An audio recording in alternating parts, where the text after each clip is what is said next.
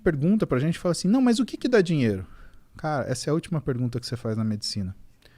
Você nunca vai escolher uma coisa assim por dinheiro. Jamais na sua vida. E o Guilherme estava falando de modismos, né? Ah, mas o modismo daqui, o modismo daqui. Medicina não tem modismo. Medicina tem o bom profissional e tem o profissional mediano. Para o bom profissional, ele nunca vai ter nenhum problema financeiro ou de trabalho. Por que não? Porque ele sempre vai ser lembrado como a elite daquilo que ele faz. Para o cara que entrou para ganhar o dinheiro, né, a coisa vai rodar. Então, eu vou tentar ser o mais delicado possível para tocar nesse assunto, até porque é uma coisa que eu estava falando com ele muito em off, né? Mas ele falava de modismos, né? E aí eu falei para ele, Guilherme, deixa eu te explicar uma coisa. Na época que eu já estudava desempenho, moda era ser ortomolecular. Passou. Aí virou ser médico do esporte. Passou. Aí virou nutrólogo. Tá passando. E eu não sei qual que vai ser o próximo. Mas durante todos esses anos, eu só cresci. Porque eu nunca olhei para isso como modismo. Eu olhei qual é o meu trabalho, o que eu preciso fazer. A única coisa que eu realmente lamento nesse processo é que, durante esses anos, o número de pessoas que começaram a usar esteroides sem ter a mínima condição de fazer isso, ela aumentou absurdamente. Então, o que eu fico triste? Eu montei um consultório para quê? Para pegar o cara que estava começando a treinar, sei lá, pegar você, falar, Paulo, tô aqui, queria começar um processo de treinamento, queria começar um processo de alimentação, né? Como que a gente vai fazer, né? E a gente não ter nenhum problema óbvio para tratar. Hoje não é o que eu faço. Eu atendo um sujeito que fala assim, então, eu fiz um ciclo, durou 1 ano, eu estou com disfunção erétil, estou me sentindo mal, estou cansado, minha pressão está alta, né? Ou a menina, né? Eu resolvi colocar, por exemplo, o chip da beleza e agora meu cabelo tá ralo, eu estou com uma voz esquisita, mudou o meu rosto, meu corpo eu estou sem cintura, meu bumbum ele tá murcho, tá pequeno. É isso que a gente trata. E é triste, sabe, Igor, você ter que perceber que aquilo que o exercício era de bom, ele virou um conjunto de complicação. Sabe? A gente não quer ganhar dinheiro assim. Porque esse paciente é um paciente que vai... Enquanto um paciente que está começando agora, independente se ele é obeso, se ele é isso, se ele é aquilo, se ele nunca hormonizou, em 4 meses, 6 meses, esse cara está num caminho bom e o físico já está completamente diferente. O cara que usa o hormônio nessas condições, ele está completamente escangalhado. E eu não consigo, de verdade, eu não tenho um paciente, nos quase 18 mil pacientes que eu já atendi, que usou um esteroide, se arrependeu e conseguiu voltar àquilo que era a testosterona nativa dele. O cara tinha lá uma testosterona de 700, 750, que ele cismou que era baixa, aí foi lá, tomou um caminhão de esteroide. Cara, quando a gente consegue voltar, 530, 560... mais ou menos. Nunca volta ao que ele achava que era baixo, inclusive. Tem um custo muito alto, sabe? A gente não pode tratar essas coisas como modismo. E veja, não estou criticando quem usa esteroide, não estou criticando quem prescreve por motivo estético. Isso não me compete. Eu acho que cada profissional tem a sua licença para trabalhar e tem que agir de forma crítica ao que ela é. Tá? Agora, o que eu não gosto? Eu não gosto dessa história de chegar para uma pessoa que não faz absolutamente nada, nunca fez dieta, não quer fazer dieta, não faz exercício e falar assim, olha, eu vou te dar hormônio e vou transformar a sua vida. Isso não existe, cara. Se existisse, o mundo estava repleto de... Todo mundo fazia isso, né? E o mundo não tinha problema nesse sentido, né? Não dá, essas coisas têm que ser tratadas com verdade. O que é um sintoma de baixa testosterona em alguém? Tipo, de verdade? O que alguém pode falar, puta, talvez eu deva ir me consultar? Olha só, é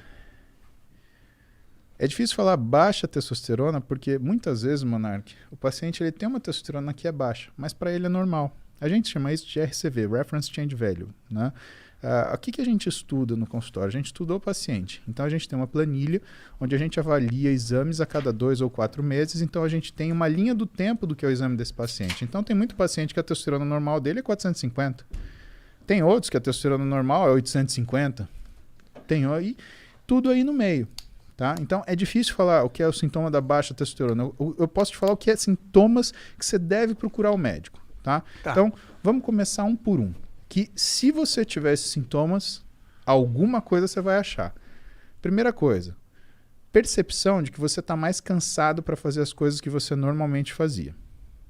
Essa percepção de mais cansado, ela pode se manifestar de duas formas. Primeiro, uma sensibilidade maior ao esforço, ou seja, você faz um esforço menor e você se sente mais incapaz de lidar com ele. Segundo, uma incapacidade de continuar funcionando em um meio de esforço. Antes você sentia o cansaço e conseguia seguir adiante. Hoje você não consegue mais. Terceira coisa, você pode ter alterações do que é a sua percepção de fome e saciedade. São coisas diferentes. Fome, quero comer. Saciedade, consigo parar de comer quando eu quero. Capacidade anorexígena, capacidade de não comer. Normalmente, esses estados de cansaço, eles fazem com que o teu corpo interprete que existe uma necessidade de energia. Então você começa a perder o controle da sua capacidade de se alimentar. Isso é um sinal que tem alguma coisa errada com você, porque isso já é um controle central, é um controle neurológico. A gente tem sistemas muito delicados que cuidam disso. Interessante. E você tem que ser capaz de parar de comer quando você começa, e você tem que ser capaz de não comer quando você não quer. Só que não comer quando você não quer já é uma coisa que demora mais para você perder. Que é a primeira coisa que a gente perde a capacidade de parar de comer quando a gente começa. Outras coisas interferem aí e que tem muita relação com função hormonal. Né? Não só de testosterona, hormônios sexuais, mas tem função, o estradiol também conta nisso, mas tem função, por exemplo, tireoide. Né? A tireoide ela dá uma sensação de tão baixa energia que o sujeito, um dos sintomas se chama sugar craving. Né? A pessoa precisa de açúcar. Por que ela precisa desse açúcar? Porque toda vez que você come um açúcar simples, e fique atento se você tem essa sensação, principalmente se você come açúcar e de repente você tem um ânimo que aparece do nada. Toda vez que você come açúcar, você transforma uma grande quantidade de T4, que é um hormônio estocado, em T3, que é o hormônio ativo. E essa transformação, ela te dá uma disposição. Isso Cara, é uma coisa que... Isso acontece comigo, hein? Sim, isso que eu ia falar. Às vezes em quando eu falo, nossa, preciso de um doce, do mano. nada, caralho, preciso de comer um doce. Mas você percebe que preciso de um doce não é uma coisa real? O real é, preciso de comida, por que eu não preciso de um churrasco? Porque o churrasco não vai dar aquela sensação de... Exatamente. Então, o que está acontecendo? Por que tem essa sensação de... é isso que é o lance. Entendi. Outra coisa, variação do paladar. A gente tem uma necessidade de comer algumas coisas que necessariamente o nosso cérebro ele meio que sente falta disso. Tem um nome muito engraçado, vocês vão rir, chama pica gravídica. Sabia que vocês vão rir.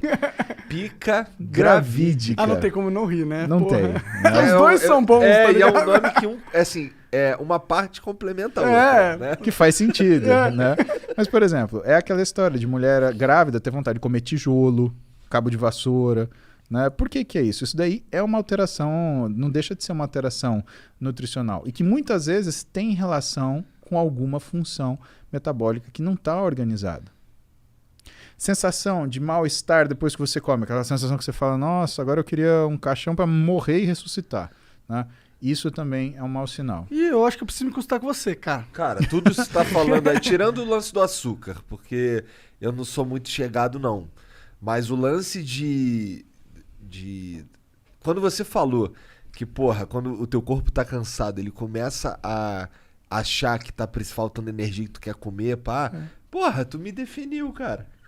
Não, mas é verdade. Aí você percebe que assim, você nem tá com fome, mas você quer comer. E sabe qual é o grande problema? E assim, tem uma série de outros sintomas. Se a gente for começar a falar, então a gente vai de cima para baixo. A gente nem começou a falar dos neurológicos. Ainda tem cognição, tem memória, sensação de recompensa, controle da ansiedade, da agressividade e da irritabilidade.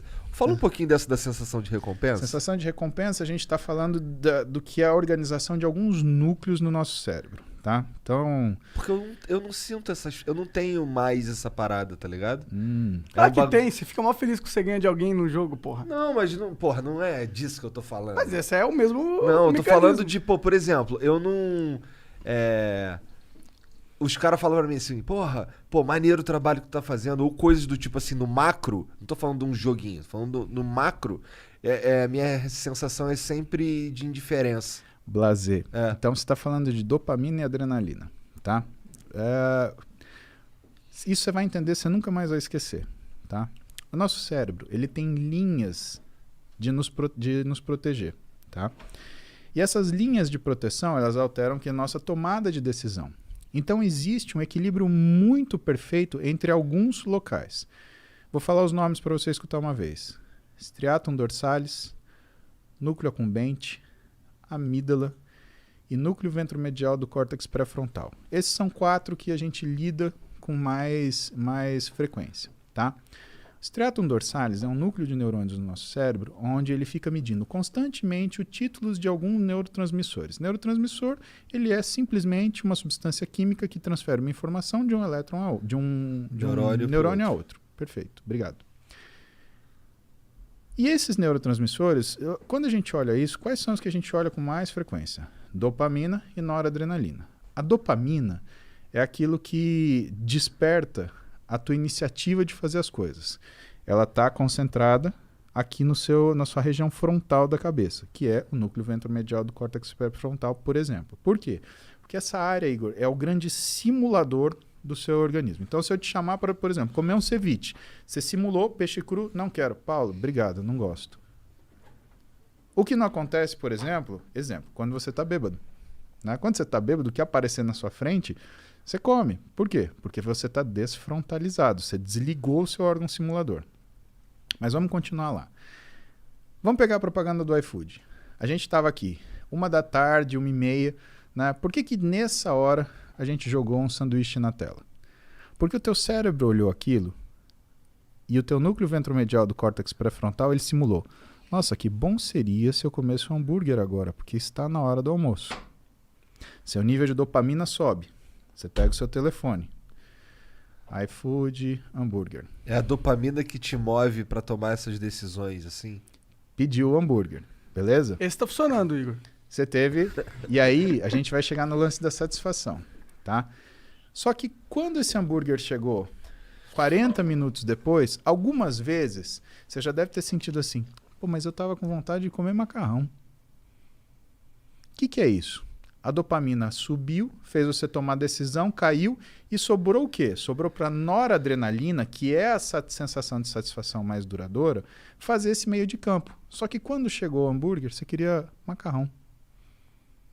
Muitas vezes a gente não sente essa satisfação porque existe uma incoerência entre o ato feito e o resultado dele. Guarda isso numa caixinha.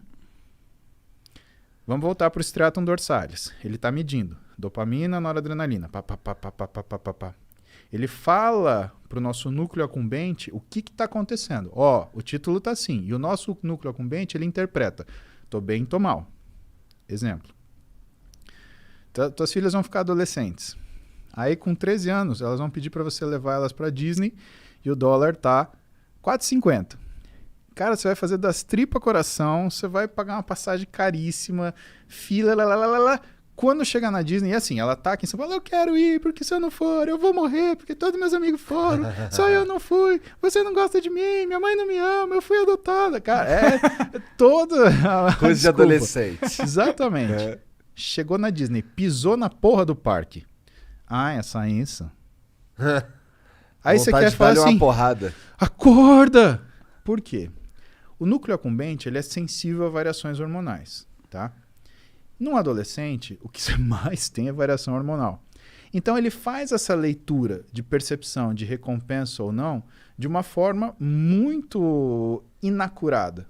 Por isso que é difícil você ver um adolescente que está 100% equilibrado o tempo inteiro, né? Ele está escutando uma música de corno lá, sofrendo, ou então ele está, sei lá, dando pulo, alucinado, né? Ele está sem comer, ou então ele está lá comendo, fast food mais nervoso que tem. Aliás, você já viu, conta nos dedos, quantos adolescentes, por exemplo, gostam de comida japonesa? Por quê? Porque comida japonesa, você sente o sabor aqui, no paladar, no nariz, não na boca. E, por exemplo, um fast food, um hambúrguer, você sente aqui, super salgado. O que ela quer? Ela quer água? Não, ela não quer água, ela quer um refrigerante, super doce. Quem que toma vinho? Nós 4, nós 3, né? Por quê? Caralho, Igor, falou que você tá tão gordo que você conta como 2. Não, eu contei o Sérgio. É. Então, por que a gente toma vinho? Onde você sente o vinho? Aqui. Então, o que você percebe? Você percebe que essa sensação de recompensa, né, ela existe numa determinada situação de equilíbrio. A gente falou, com ciclo de esteroide assim, com implante hormonal mal indicado é assim, e na adolescência é assim. Por isso que o adolescente ele tem essas insatisfações tremendas e tem essas satisfações, né, abruptas e explosões de euforia. Isso faz com que ele tenha não é uma fragilidade desse sistema, mas uma necessidade dos pais, por exemplo, lidar com os adolescentes de forma a não romper os laços. Por quê? Se você é pai, se você é mãe, você está numa situação dessa, e se você está estressado, cara, você vai querer dar um pega no seu filho, dar um expor, você vai fazer isso, pelo amor de Deus, não rompa o laço. A vida dele é assim, ele está aprendendo a mexer com esse aparelho, tá? Então o que você tem que fazer? Você tem que lidar de um jeito onde você mantém o respeito, mantém a autoridade, porque limite todo mundo precisa, né? Agora, não vai gritar, não vai berrar, não vai bater, isso daí não adianta.